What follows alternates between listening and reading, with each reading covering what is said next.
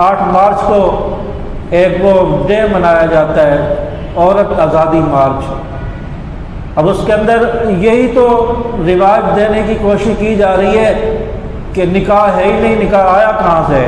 Girl friend کا نظام ہونا چاہیے، عورت آزاد ہونی چاہیے، اور جو انہوں نے پلے کارڈ اٹھا رکھے ہوتے ہیں اس پہ عجیب و عجیب نعرے درج ہوتے ہیں جو قرآن و سنت کے سراسر مخالف اور قرآن و سنت سے بغاوت کے مترادف ہیں، اور اس طرح کے نعرے وہاں درج ہوتے ہیں۔ ابھی 2-3 سال پہلے کی بات ہے، ایک بڑے میاں 70-80 سال ان کی عمر ہے، اور وہ بھی اس میں شریک تھے عورت آزادی مارچ میں، اور ان سے ایک میڈیا کے نمائندے نے پوچھا کہ آپ کیوں یہ آپ نے سلسلہ کیا ہے؟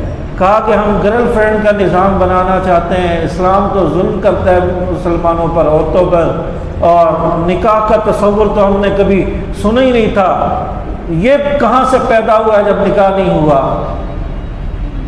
یہ بات کرنے والا جو وہ 70-80 سالہ ہے، اس کو یہ نہیں پتہ میں کیسے پیدا ہوا ہوں۔ یقیناً وہ ہوگا جو حلالی نطفے سے پیدا نہیں ہوا ہوگا جو اس طرح کی بات کر رہا ہے۔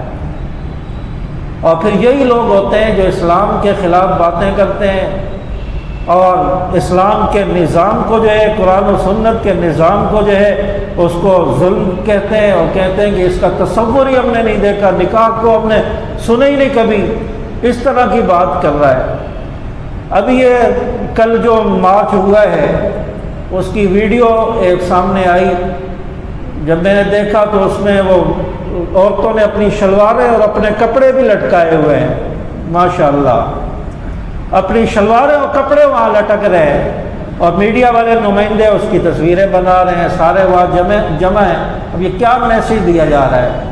اس سے ان کا آگے کیا میسیج دینا چاہ رہی ہے؟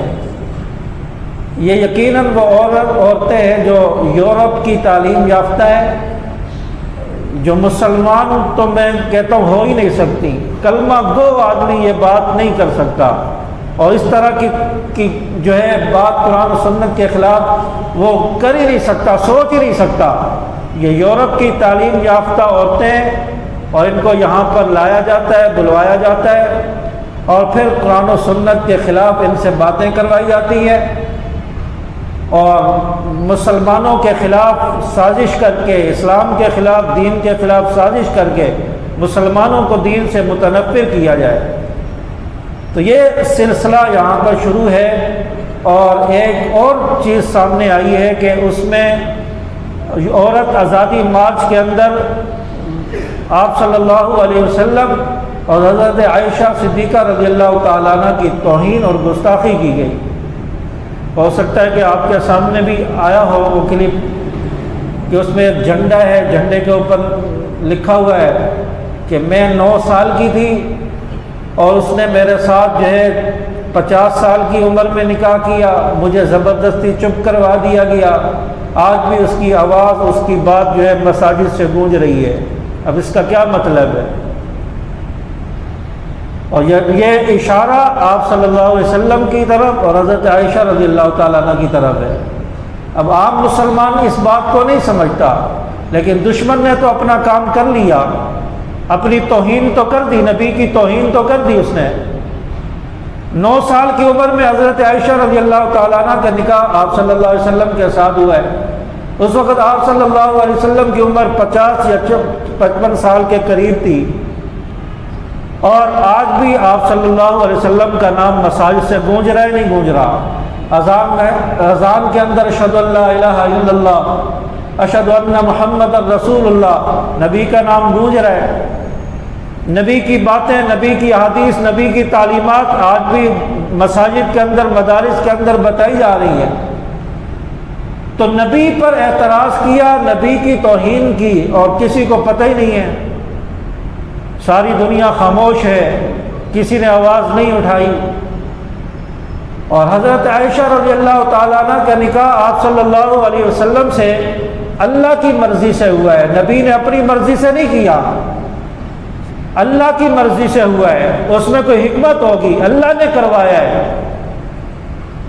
اللہ تعالیٰ نے کم عمری میں اگر نکاح کروایا ہے، اس میں اللہ کی کوئی حکمت ہوگی، نبی نے اپنی مرضی سے تو نہیں کیا۔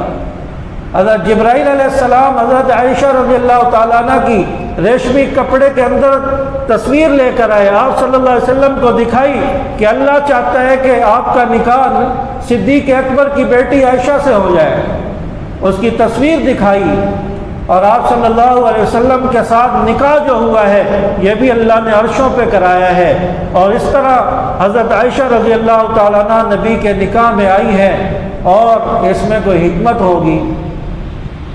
اللہ تعالیٰ نے نبی کے گھر کی باتیں بھی آگے دنیا تک پھیلانی تھی کہ نبی کے گھر کی زندگی کیسی ہے، گھر میں نبی کا اٹھنا بیٹھنا کیسا ہے، ازواج مطہرات کے ساتھ سلوک کیسا ہے۔ بعد میں آنے والے لوگوں کو، امت کو بتانا تھا کہ اپنی بیویوں کے ساتھ یہ سلوک کرو، اپنی بیویوں کے ساتھ اس طرح پیش آؤ، نبی اس طرح پیش آئے، کس طرح ہاتھ بٹاتے تھے، کس طرح گھر میں اپنی بیوی کے ساتھ کھانے میں، برتن دھونے میں اور دیگر کاموں میں نبی ہاتھ بٹاتے تھے، نبی نے تعلیم دی ہے۔ اور یہ ساری باتیں بتانے والی حضرت عائشہ صدیقہ رضی اللہ تعالیٰ عنہ ہے، اور تقریباً 2200 احادیث، 2200 احادیث حضرت عائشہ رضی اللہ تعالیٰ عنہ سے روایت ہیں۔ وہ راویہ ہیں جنہوں نے احادیث جمع کر کے امت تک پہنچائی ہیں، جس میں گھر کی زندگی، گھر کے معاملات اور یہ ساری چیزیں حضرت عائشہ رضی اللہ تعالیٰ عنہ نے آگے امت تک پہنچائی ہیں۔ اور سب سے پہلی فقیہ حضرت عائشہ رضی اللہ تعالیٰ عنہ ہے۔ نبی کے وصال کے بعد صحابہ، بڑے بڑے صحابہ حضرت عائشہ رضی اللہ تعالیٰ عنہ کے پاس آتے تھے اور ان سے رہنمائی لیتے تھے۔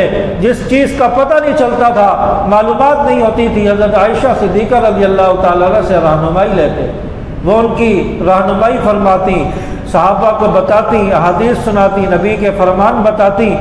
اس طرح تو نبی کی زندگی یہ دنیا تک پہنچی ہے، نبی کے گھر کے معاملات پہنچے،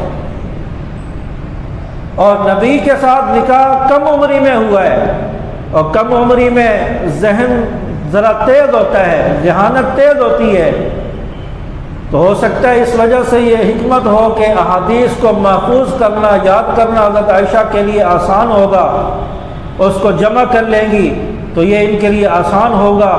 ہو سکتا ہے کہ اس وجہ سے اللہ تعالیٰ نے کم عمری میں نکاح کروایا ہو، اور یہ گھر کے معاملات، گھر کی زندگی آگے امت کو پتہ چلے، تو آج اس پر تنقید کی جاتی ہے، یعنی اللہ کے انتخاب پر تنقید ہو رہی ہے۔ اللہ نے حضرت عائشہ رضی اللہ تعالیٰ عنہ کا نبی کے لیے انتخاب کیا، اللہ پر اعتراض ہے، اللہ کی بھی توہین ہو رہی ہے۔ یہ آزادی مارچ سے کیا پیغام دینا چاہ رہا ہے، کیا میسج دیا جا رہا ہے؟ اور ہر سال خرافات بڑھتی چلی جا رہی ہیں، بڑھتی چلی جا رہی ہے۔ پہلے یہ کپڑے اپنے لٹکانا اور یہ چیزیں نہیں تھی، اس دفعہ وہ بھی ہو گئی۔ پہلے کبھی توہین نہیں ہوئی، اس دفعہ توہین بھی ہو گئی۔ آگے جا کر پتہ نہیں کیا ہوگا۔ اس کے لیے آواز اٹھانی چاہیے، بولنا چاہیے، اپنے طور پر لوگوں کو احتجاج کرنا چاہیے، اس کی مذمت کرنی چاہیے سوشل میڈیا پر، تاکہ یہ چیز نہ ہو۔ اور خطرہ ہے کہ آگے چل کر یہ بڑے کسی فتنے میں نہ پڑ جائیں اور پھر ہماری نوجوان نسل نہ تباہ ہو جائے۔ یہ نکاح کا جو ہمارا رواج ہے، شریعت نے نکاح کو مقرر کیا ہے، یہ رواج نہ کہیں جا کر ختم ہو جائے۔ اور اس کے لیے کفر بڑا کوشش کر رہا ہے، یورپ اس کے لیے بڑی جو ہے بھاگ دوڑ کر رہا ہے کہ کس طرح صحابہ کو مشکوک کر دیا جائے۔ پہلے صحابہ کی توہین ہوتی رہی، صحابہ کو مشکوک کر دیا جائے، کیونکہ دین صحابہ کے ذریعے پہنچا ہے، صحابہ لے کر آئے، جب وہ مشکوک ہو گئے تو دین مشکوک ہو جائے گا۔